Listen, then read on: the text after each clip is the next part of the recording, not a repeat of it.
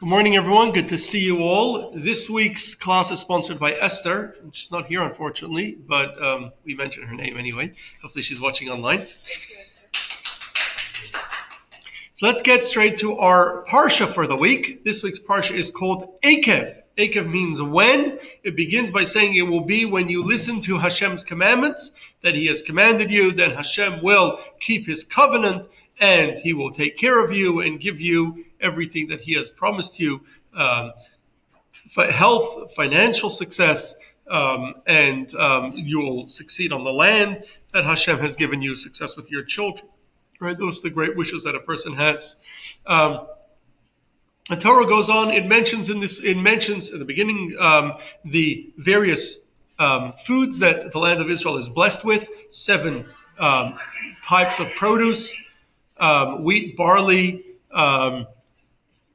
grapes, figs, pomegranates, olives, and dates. It gives us a mitzvah that when we eat and are satisfied, we must thank Hashem. That Moshe then continues to tell the people that when you will enter the promised land, you will become very successful and you will become wealthy. And what happens is that when you become wealthy, you forget where your wealth came from and you start taking credit for that wealth. And you think that it was all me. It was myself who created this. It was I'm so smart. I worked so hard. I did this. And you forget that it all comes from Hashem. Hashem is the one who made you wealthy, right? It doesn't come from you. It comes from Him. Of course, we need to do our part, and we've done classes before. We've spoken about our role versus Hashem's role in our wealth, but recognizing that whatever successes we've had, it all ultimately comes from Hashem. There's a lot of people just as smart as you and just as hardworking as you that have not succeeded in the same way. And so you always have to attribute your successes, and for that matter, your failures, right? We cannot take blame entirely for our failures. We should take blame to the point that we try to fix things that we can, that we're in control of, but we should not take blame, recognizing that ultimately we could do our best and still fail, because our successes ultimately come from Hashem. Then Moshe continues to remind the people how when he went up to Mount Sinai to get the tablets, he was there for 40 days and 40 nights. And when he came down, they had made themselves a golden calf. And he sees the golden calf. He takes the tablets that God Hashem had given him, and he breaks the tablets at the foot of the mountain. And then he grinds up this golden calf and mixes it with water, makes Israel drink it. Those that had worshipped the golden calf then die as a result. And then he turns to Hashem and begs Hashem to forgive the people, that He shall not destroy the people. And he goes up to the mountain. He spends 40 days and 40 nights asking Hashem for forgiveness for the people. Then Hashem finally forgives the people, tells him to go back down, carve out 2 new tablets, and bring them back up the mountain, and Hashem will carve out the commandments as they were on the first tablets. He does that, and he comes down for the 3rd time after another 40 days with the 2nd set of tablets. So he goes over that story in great detail. He then continues to say, now Israel, what is Hashem asking from you? He's not asking very much. He's only asking you to follow His commandments and listen to all that He says. That's all you have to do. Doesn't always seem that easy to us, but it can be. And it's not that much that we have to do just to follow His commandments. And then Moshe continues, and he tells the people that what becomes the 2nd paragraph of the Shema, which is, if you listen to Hashem's commandments, then everything will be good. If you do not follow Hashem's commandments, then there will be a lot of punishment and suffering. And then he adds the same commandments that are found in the 1st paragraph of Shema that we read last week, that one must teach their children, as well as wrap the tefillin, as well as put a mezuzah on their door. So that is the Parsha. It's a continuation of Moshe's speech to the people. That is the Parsha in short. But this week, let me open. Any questions? Yes, Barry. The 613, They're not commandments, are they? There's 613 commandments. So actually, the statement that we say, that I use the term 10 commandments, right? But the 10 commandments, I think we once did a class on the 10 commandments. We went through this. But the 10 commandments are actually not 10 commandments. They're rather 10 statements. In last week's parsha, we called it Aseret Hadvarim, the 10 statements. There are 10 statements that include more than 10 commandments. There's actually about 15 commandments, 14 commandments found within those 10 statements. So it's not just 10 commandments. Now, Hashem wanted to do more, but he only got as far as 10. And then we couldn't handle it anymore. And so that was in last week's parsha. And so he asked Moshe, you go get the rest and we will trust you whatever you say. So Moshe went to get the rest, but there are in total 613 commandments spelled out in the Torah. Yes, Eric? No. I don't remember what the number is, the number of how many, that a lot of commandments don't exist today or are not followed because the temple is not. A large number of the commandments, depending on how you count them, are not directly relevant to today. Probably about 2/3 of them, depending exactly how you count. But what you count as relevant. But a large number are not observed today. So our actual commandments that we observe are significantly less. Yes, Debbie? You say it's up to God who becomes successful and who doesn't. Two people work very hard. Maybe a person not as nice becomes successful and the nice person doesn't. So if we're saying that God is responsible, why would God pick that person and not that person? That's a very good question. So your question of why there are some people who are bad people that become very, very successful and do very well is an excellent question.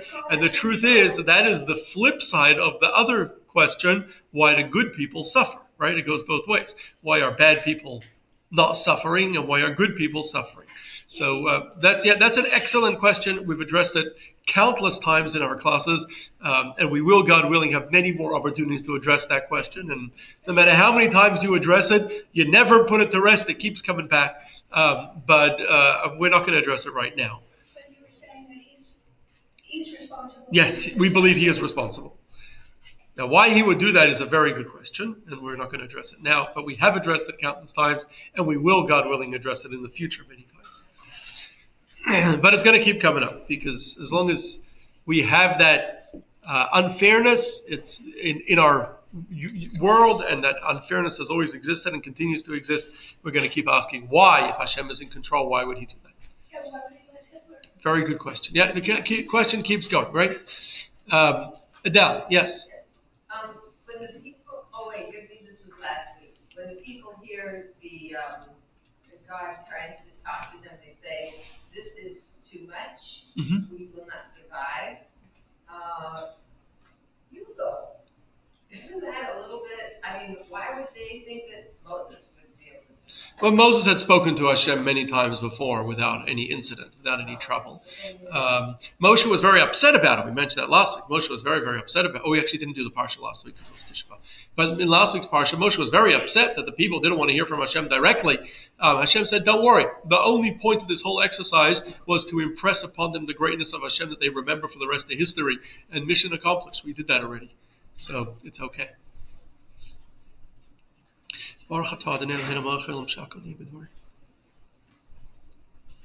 So let's get to today's class. So today we're going to talk about Rabbi Levik Schneerson, better known as Rabbi Levik. So Rabbi Levik Schneerson was a grandson of the famous Schneerson family, which was the family of the Chabad leadership for many generations. He was a very important early 20th century rabbi in Ukraine.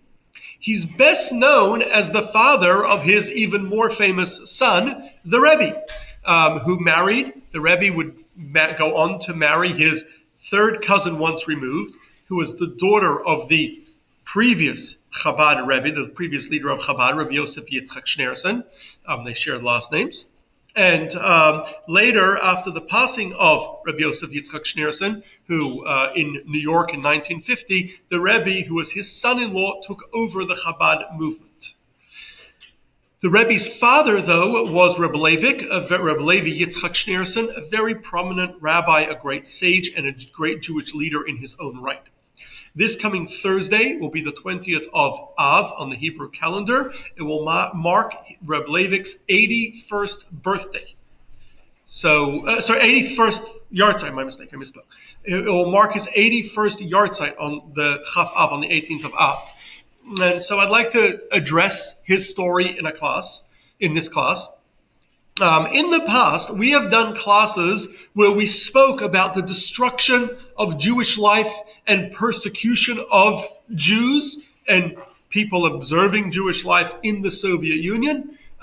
We've spoken about particularly in the periods in the Stalinist periods, as well as in later periods. We've done a number of classes on that subject. We've spoken about we've spoken mostly about the Jewish underground in the Soviet Union, the role of the previous Rabbi Yosef Yitzchak Schneerson, who was arrested in 1927 and eventually at the end of 1927 left the Soviet Union. So we've spoken a lot about that in a number of classes we've done in the past. Rabbi Levik Yitzchak Schneerson, or Rabbi Levik as he's known, was not a major figure in the Jewish underground. He was not one of those underground leaders running this large network of Jewish schools and mikvahs and ritual slaughter and all sorts of other Jewish practices and Jewish services underground in this secret network. He was rather his role was one of a prominent, well-recognized, well-known rabbi, public Jewish figure. He was probably one of the last, if not the last, surviving rabbi in the Soviet Union in the 1930s. And so he therefore played a role as the major person representing Judaism in the Soviet Union, especially towards the end of his leadership.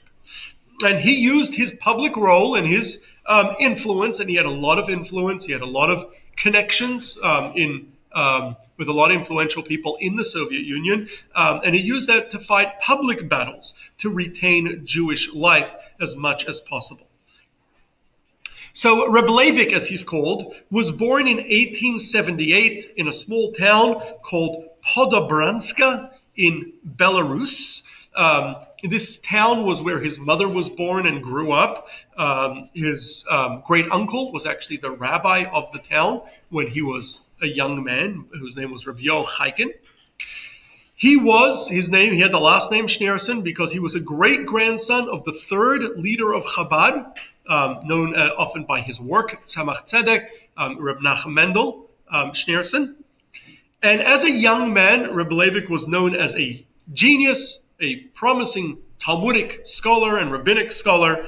As a young man, he was ordained not by the regular leaders in yeshivas, the people who would normally ordain or give you ordination, but he went to Reb Chaim Brisker. Reb Chaim Brisker was was widely respected as the greatest Jewish scholar of his day, or one of the greatest Jewish scholars in the Russian Empire, as well as Rabbi Elia Chaim of Lodz, nowadays in Poland, also one of the great Jewish leaders at the time, and he was able to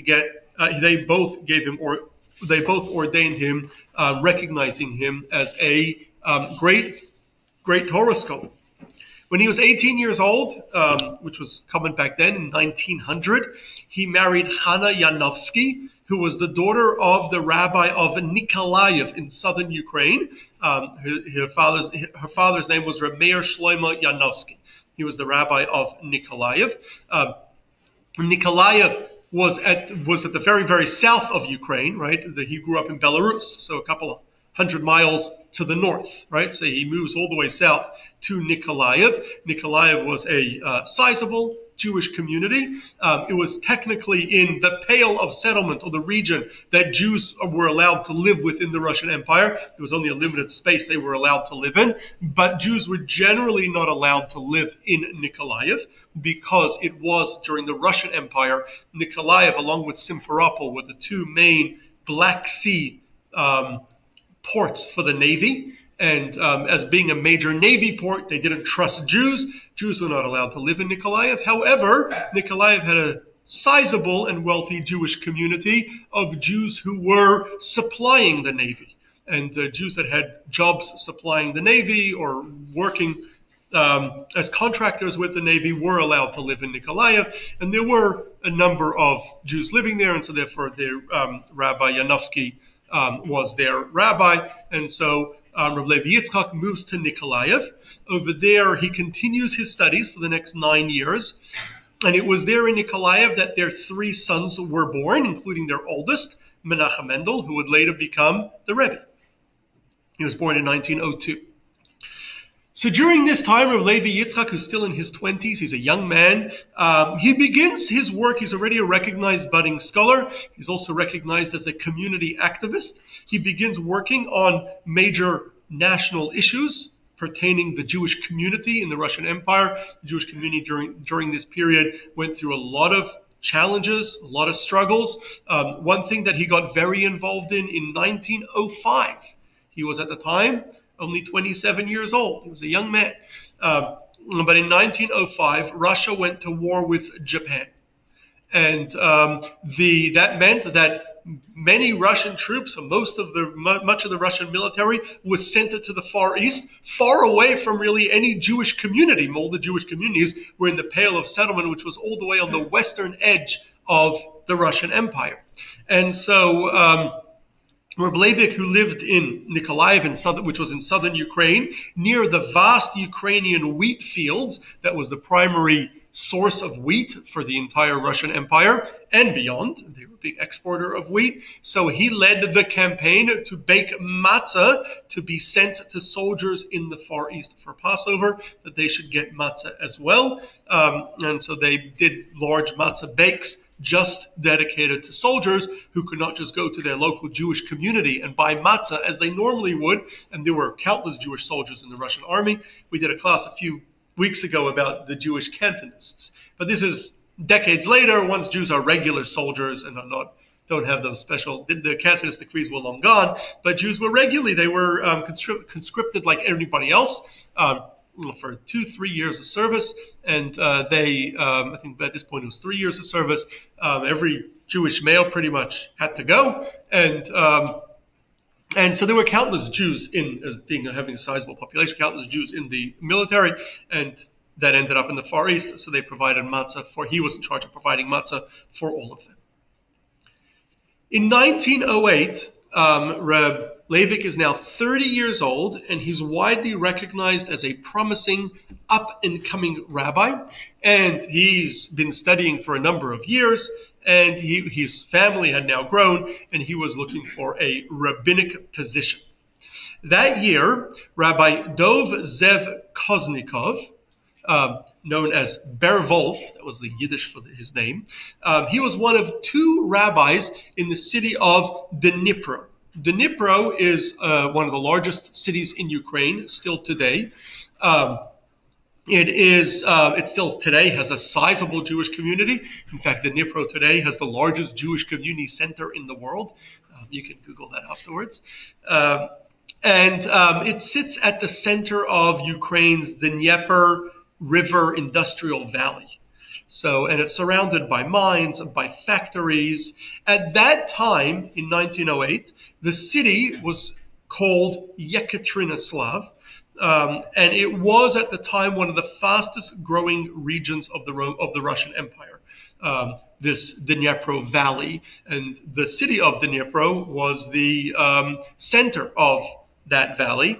And at the time, the city of Dnipro was in the Pale of Settlement. It was one of the few large cities in the Pale of Settlement that Jews were allowed to live in. And so it had one of the largest Jewish communities in the Pale of Settlement, numbering about 70,000 Jews. There were other large cities, in the north. There were cities like Vilna and Warsaw, and And then even in the south, there were cities like Odessa. Jews were not allowed to live in Kiev. Kiev was technically in the Pale of Settlement, but Jews were not allowed to live there. Moscow and St. Petersburg were both outside the Pale of Settlement. They could only live there with special permission. Right? So Dnipro was one of the larger Jewish cities, communities at the time. Now, like most larger cities, Dnipro at the time had a very large Jewish community, but Jews in the cities tended to be more modern and more secular, less religiously observant than the Jews in the small towns, in the shtetlach. The shtetls, there were still Jews living in shtetls all across the Pale of Settlement, all across Eastern Europe. In the shtetls, in the small towns, Jews tended to be still very observant and very religious, but in the larger cities where Jews tended to be better educated, many having gone to university, and there was more culture available, and so many Jews had moved away from Jewish practice. So though it was a very large community, the city of Dnipro, it was mostly non-religious at the time. It was not a religious city, not the way you'd think of a large Jewish community in 1900 in Eastern Europe. It actually was not. It was mostly not religious. So as a result, when they were looking to hire a new rabbi, many wanted a very modern rabbi, someone perhaps with a strong secular education. Rabbi Levik was someone who had studied in yeshiva all his life. He wasn't modern or secular in any way. Definitely didn't have a secular education. But when he auditioned for the job, he impressed them with his knowledge, with his charisma, and with his care for everyone. And so he gets hired in 1909 as the rabbi of this, at young age of 31, he's hired as the rabbi of one of the largest communities in the Pale of Settlement. Now, as Rabbi of Dnipro, he worked with everyone, religious and secular. He tried to satisfy everyone. He was open and warm and caring for everyone. At the same time, he tried to stay loyal, and he always remained loyal to Jewish traditions, never giving in on any halacha, on any details of Jewish law. But at the same time, he was also warm, caring, and accepting of everyone. Rabbi Levik embraced everyone and accepted everyone regardless of their level of observance. Now, this was a time of about the year 1900, from the late 19th century, the beginning of the 20th century. It was a time of rapid assimilation. It's a time when many of our own grandparents left the Jewish observance, dropped it. Some, while coming to the new country, who came to America and left it all behind when they came to America or to other countries. Some, even while they were there in Eastern Europe, dropped Jewish observance. And the reaction of many Jews at the time was what we'd call reactionary. When their children stopped observing the commandments, stopped keeping kosher and keeping Shabbos, the parents would reject them. They would sit shiva for them. They would not want to talk to them again. They would say they would not want to have anything to do with them. They would reject their children for having left the Jewish fold. However, Rabbi Levik and definitely many of the leadership did the same thing, right? They wanted to kind of pressure their children into returning, and so they refused to accept them as they were. Rabbi Levik took a very, very different approach. He was, remember, a rabbi in a community that was there weren't a lot of communities like that at the time, but a community that was majority non-observant at the time. And so Rabbi Levik embraced everyone.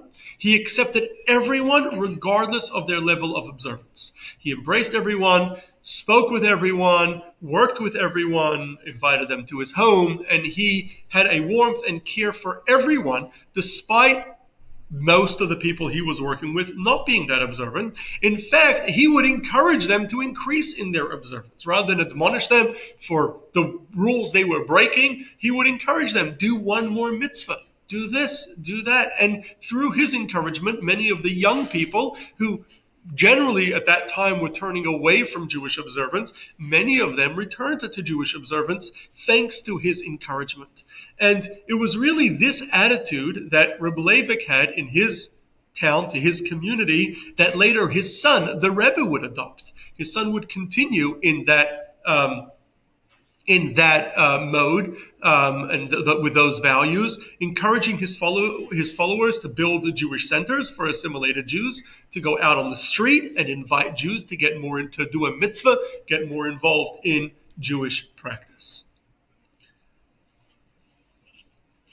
So about 5 years after he assumes his position in Dnipro as the Rabbi of Dnipro, World War I broke out.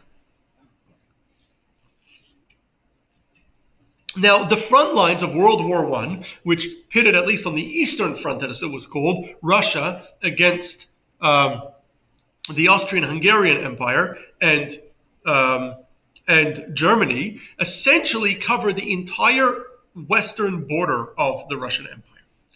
And that entire western border was the Pale of Settlement, meaning the war was right in these very, very densely populated Jewish areas, where Jews made up a very big percentage of the population. Now, the Russians believed, always assumed, that the Jews were disloyal, and they assumed that they cannot be trusted. And so, therefore, when the front lines, as the Germans began to advance into Russia, the Russians forced Jews who were close distance to the front lines, forced Jews to travel eastward into the interior of the Russian Empire. They would not allow them to be near the front lines. And as a result, the army would come to town after town, city after city, essentially announce that every Jew has 24 hours to leave the city. Any Jew caught will be arrested or shot. And so Jews were really without any, sometimes less than 24, sometimes they had only a couple hours. And so almost without warning, Jews were forced to leave, to flee eastward.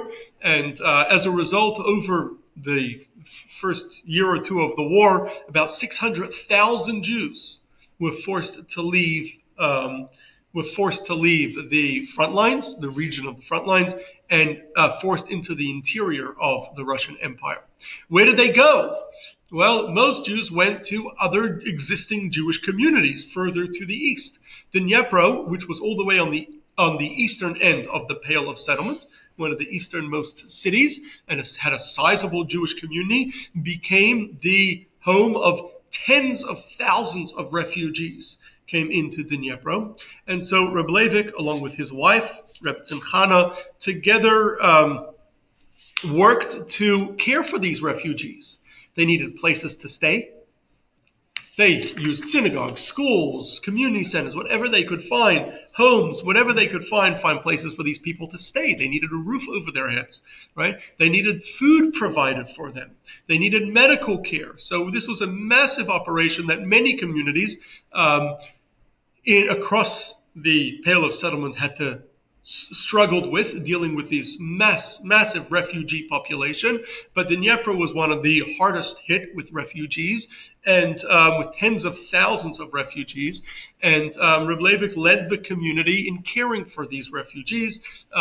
His entire family was involved. His wife, his children were all involved in caring, providing housing, food, medical help, and even education, building schools for these refugees. Any questions? In 1917, the middle of World War I, a revolution overthrew the Tsar in the Russian Empire. It now became a republic. And 6 months later, a second revolution brought the communists to power, or 8 months later. A second revolution brought the communists to power.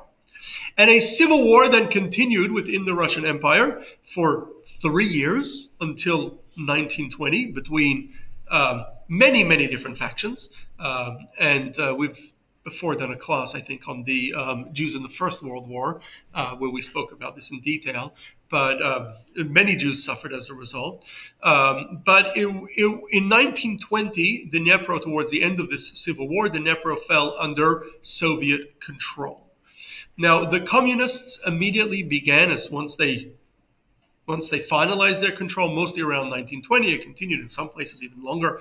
The communists created what would become within a couple of years, the Soviet Union. And they immediately began setting about building a communist paradise, using force and violence to achieve their aims. One of their many campaigns was against religious practice, and particularly against Judaism. Now, officially, the Soviet Constitution allowed freedom of religion. And so there was official religion was allowed in the Soviet Union. And this, by the way, was true throughout the Soviet Union. They went after religion and destroyed religion, but there was officially freedom of religion. In other words, religion was allowed to, at least on the books, survive. Rabbi Levik, who was and the small towns suffered a lot more at first, in other words, where their rabbis their community centers were taken over, their synagogues destroyed. The larger cities, less so. And so Rabbi Levik remained the rabbi of the city. In fact, at this time, his co-rabbi dies in 1921. He becomes the sole rabbi of the city. The communists take over many schools and synagogues, close many of the mikvahs, ban circumcision, but they do allow the community to function on some level. Rabbi Levik, who always had a good relationship with the secular Jewish leadership of the city, with the general non-Jewish leadership of the city, he kept up that relationship and continued to advocate for the community's religious needs. And he was able, through his powers of persuasion, to keep synagogues open, to some extent, allow for some level of Jewish Torah study, and allow for some semblance of Jewish life to continue despite the persecution. He publicly also would call for greater observance. And he argued many times from the pulpit, repeatedly, even though, of course, every speech he gave from the pulpit in the Soviet Union, right, you have the secret police that they had then were listening to you, right? Forerunners of the KGB were listening, right? They wanted to hear exactly what you had to say. But he argued many times that the Soviet Union allows for observance of Jewish religion, and there's no reason you cannot be a good card-carrying member of the Communist Party, and at the same time be an observant Jew and keep all of the commandments. In fact, there was a young student who was a very promising mathematician who was working on he had graduated university, he was working on a PhD, and by the name of Mordechai Gorari. And this young mathematician had actually grown up, had become, like many young Jews in his day, had left religion, had left Judaism, but he had become friendly with, he had fallen under the influence of Rabbi Levik, the rabbi of the city. He actually became friendly with his oldest son, later to become the Rebbe, and he slowly came back to Jewish observance, and he became a fully observant Jew, while still being a leading mathematician, widely recognized in the city. He was, as anyone who was back then, anyone who was in a PhD program, he was a member of the Communist Party. You had to be to get ahead then in the Soviet Union. And at the same time, he was fully observant. He would keep Shabbos, even though he had to go to school on Shabbos. He would not write. He would make sure to keep the little walk to his school. He would keep Shabbos. He would keep kosher, pray 3 times a day, and was fully observant. A tragedy struck at the age of 29, he died suddenly, and he was widely known and respected within the Jewish community in Dnipro. And he had a massive funeral. And at this funeral, Rabbi Levik spoke in front of thousands and thousands of Jews who came to his funeral, and said that this Matek, as he was known in Russian, is an example of someone who can be an observant Jew, fully observant Jew, and at the same time be very successful, be a leading mathematician, and be a card-carrying member of the Communist Party. It's not a contradiction. And he repeated this many times at this funeral and many other times in public without any fear. It wasn't something that the communists liked hearing, but it was technically legal, and he was very, very well connected, and so they left him alone for this. Mordechai Garari's son, by the way, Motek, had left behind one son who did end up leaving the Soviet Union later and ended up moving to New York. And his grandchildren still live today, are still around today. In 1930, Rabbi Levik was arrested. We don't know much details about his arrest, but he seems to have soon been released, perhaps because of his good connections, perhaps because he steered clear, unlike many other rabbis. He wasn't involved in the underground at all. He was a very public figure, and he was very public about encouraging observance of Judaism. In 1936, the communists, really that was the period when the purges began. Stalin became super, super paranoid. He was always paranoid, but in 1936 he became super paranoid and began purging essentially every communist leader, every military leader, every known scientist, any known artist were all purged during what was known as the Stalin's purges between about a 2-year period or so between 1936 and 1938. So as part of this paranoia and this crazy time in the Soviet Union, as part of this paranoia, the Soviet Union banned religious functionaries. So religious functionaries became no longer a recognized job in the Soviet Union. You couldn't be a religious functionary anymore. So essentially, there was no such thing as rabbis. Rabbis were all fired, those that were still around. There weren't a lot left. Most rabbis by 1936, most former rabbis in the Soviet Union had either left their job due to pressure and due to fear, or had fled the Soviet Union, many managed to get out, or had been arrested, many of them sent to gulags, many of them killed. So there weren't that many rabbis left, but those rabbis that were left were now banned from serving as rabbis, and so they all lost their jobs as rabbis. Rabbi Levik, who had been the rabbi of one of the larger Jewish communities, also loses his job, and he is now no longer a rabbi. Now he's out of a job, unemployed. He continued to do the same thing, serve in his rabbinic role. He just wasn't getting paid anymore. He was helped by his children, helped him out financially. He wasn't getting paid anymore at this point, but he was still continued to serve as a rabbi. At this point, they began to round up rabbis, just as they were rounding up pretty much anyone of even the smallest level influence in the Soviet Union was being rounded up as part of these purges. They rounded up almost every rabbi in the Soviet Union, including the chief rabbi of Moscow, Rabbi Shmaryahu Medalia, was taken and killed in 1938. For some reason, we don't know why, Rabbi Levik was really the only surviving rabbi at this point.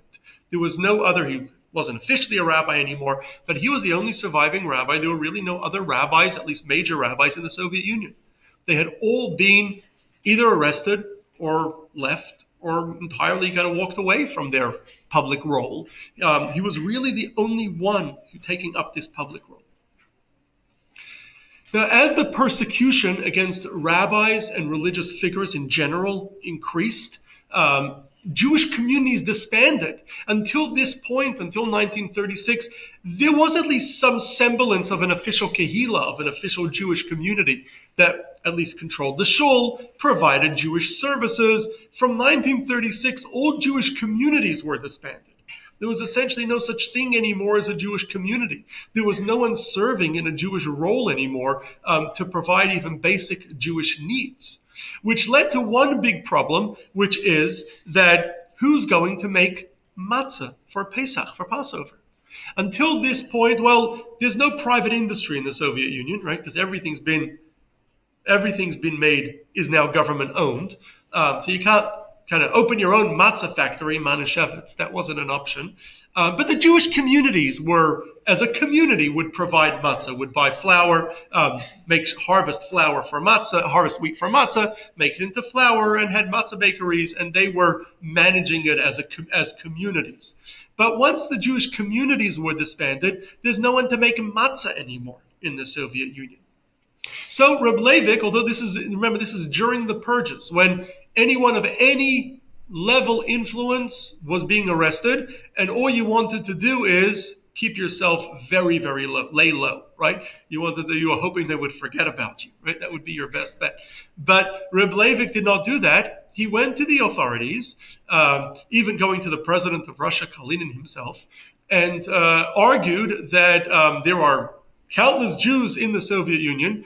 There were millions. It was 4 or 5 million Jews at the time in the Soviet Union. Very large Jewish community, one of the largest in the world. And they need matzah for Passover. Countless Jews that eat matzah only eat matzah on Passover. What are they going to eat if there's no matzah?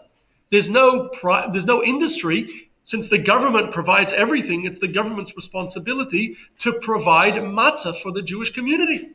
Well, he managed to somehow convince them, and they agreed, because they owned all the fields, they owned all the wheat, they owned everything, right? So they agreed that they would allow him to have his people manage the harvest of the wheat, because it's a special way you harvest wheat for matzah, and manage the grinding it into flour, and then manage the matzah baking, all in taking wheat from government-owned fields, right? Everything's government-owned, right? Using government mills, using government-owned bakeries, right? To make the matzah, prepare it for Passover, and everything government-owned, using government workers, right? All employed by the Soviet Union, because everyone's employed by the Soviet Union, all to make matzah, and of course, under the rabbi's supervision. Because if it's not under the rabbi's supervision, then it's not kosher for Pesach. You don't have any, how do you know it's kosher? So they agreed, and he did that, and they make matzah.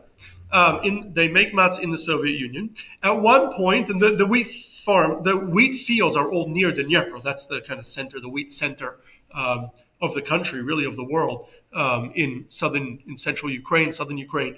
So, even today, most of our matzahs comes from there, right, from the wheat fields in southern Ukraine. The biggest matzah bakery in the world today still is in Dnipro. So. Yes. How do you think he pulled that off? It seems like they wouldn't grant that. He was very well connected. He knew a lot of people. He was widely respected. He was very charismatic. He was very widely respected. He'd been around for a long time. Remember, the people approving the matzah are government bureaucrats on the kind of financial side of the government, right? They're not the KGB or the forerunners of the KGB, right? They're not the secret police and the Communist Party that are. I mean, it's all interconnected, but it's not necessarily the same people. But he did pull it off. And then at one point, when he insisted that they follow all of the rules for making matzah, making sure that no water touches the wheat or the flour, that it would become chametz. And at one point, when he was being what they felt a little too strict for them, they told him that they're not going to listen to him anymore. And he said, if you don't follow my instructions, I am going to publicly announce that all the matzah that you're baking is not kosher for Passover, and then it's all going to go to waste because no Jews are going to buy it. And then you would have wasted all that government money and all that government effort. So you better do, and when they ask me, I'll tell them that you broke the rules. So you better do it right, or you're all going to get into trouble. And so they had no choice but to listen to him. And so he continued when there was nobody at this point. There's really no Jewish community, no Jewish leaders. He's the only one. He's really the only one still standing in the entire massive Soviet Union, a country of millions of Jews. There's really no Jewish leadership. There's nobody to ensure that Jews had basic needs, matzah for Passover, basic things. There was no one to make sure that it would happen. He stood up to make sure it would happen. Somehow he survived. We don't know how. He seems to have been the sole rabbi to have survived the purges of 1936 to 1938. There went a couple waves over those 2.5 years or so. But the Soviets finally did catch up with him in 1939. So on April 9th, 1939, in the month of right before Passover, he was arrested. And they would say in the Soviet Union that everyone was going to get arrested sooner or later, right? So he did get arrested eventually on April 9th. He was brought to Kiev, where he was interrogated, tortured for multiple months. It took months, like most prisoners in the Soviet Union. It took months for his wife to even discover his whereabouts, going from prison to prison, asking if he was there. By the time she discovered him, some 6 months later, he was already back in the prison in Dnipro, having finished his interrogation and now going to a secret trial. But at least she was able to send him packages of food. Until that time, he refused to eat non-kosher, so he was eating just bread and water. And now she was able to send him packages of food, although she was only able to send packages once every 10 days. You got a turn to send packages. When those 10 days ended up on Shabbos, now normally you would send the package and then you would get a note back where they would sign that they received the package. Instead, she got a note back from the prison warden that said that Rabbi Levik refused to accept the package because he refused to sign on Shabbos, even though he would not get another package for another 10 days. Soon after that, he was tried and for counter-revolutionary activities, as they called it in the Soviet Union, and they had plenty of complaints against him. Many things that he had done. Most of his work was pretty public. He was not a very private individual, so it was well known. And he was able to, but he was found guilty, and he was sentenced to 5 years of exile in Kazakhstan. Kazakhstan is today its own independent country. Then it was part of the Soviet Union. It's in Central Asia, thousands of miles, or more than 10,000 miles away from where he was in Dnipro. So in beginning of 1940, he was sent to and he's still a relatively young man. Remember, he's born 1878, so he's 62 now. He was sent to a tiny village in Kazakhstan. The name of the village was Chile, like the country, but that was the name of the small village that he was in. He lived there alone. It was a Tajiki village that region of the world has various different Turkic nations or peoples that live in these areas. This was this little Tajiki village that had everyone lived in these mud brick homes, and so he lived in huts, and so they gave him a mud brick hut to live in, and he lived kind of a small stipend, and he was really the only Jew in town. There was nobody else. It was just him. As soon as his wife found out where he was, she came and joined him. She was able to travel. She was free. She came and joined him, so that helped a little. At least he wasn't entirely alone.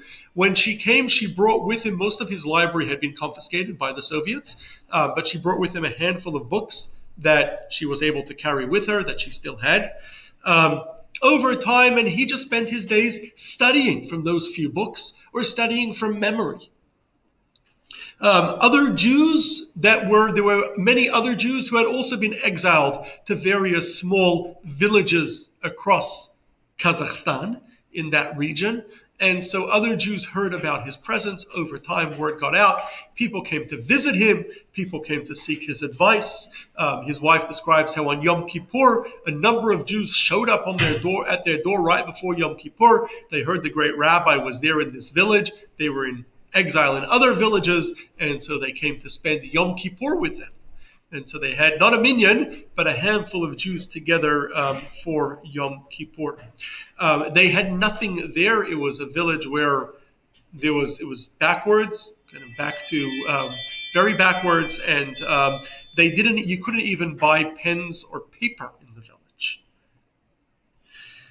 So, he had spent many years writing many books that were all in manuscript that had all been taken by the Soviets. We don't know what happened to them. But as he continued to study, he wanted to write. He wanted to write his novel ideas and thoughts, and so his wife figured out a way to make ink from herbs. And so she found herbs growing in the kind of region. She heard this from other Tajiks that knew how to do this, and she was able to then make ink, and then using reeds as pens, he would then be able, cutting reeds, he'd be able to write. He had no paper, so he wrote his thoughts on the margins of the few books that he had.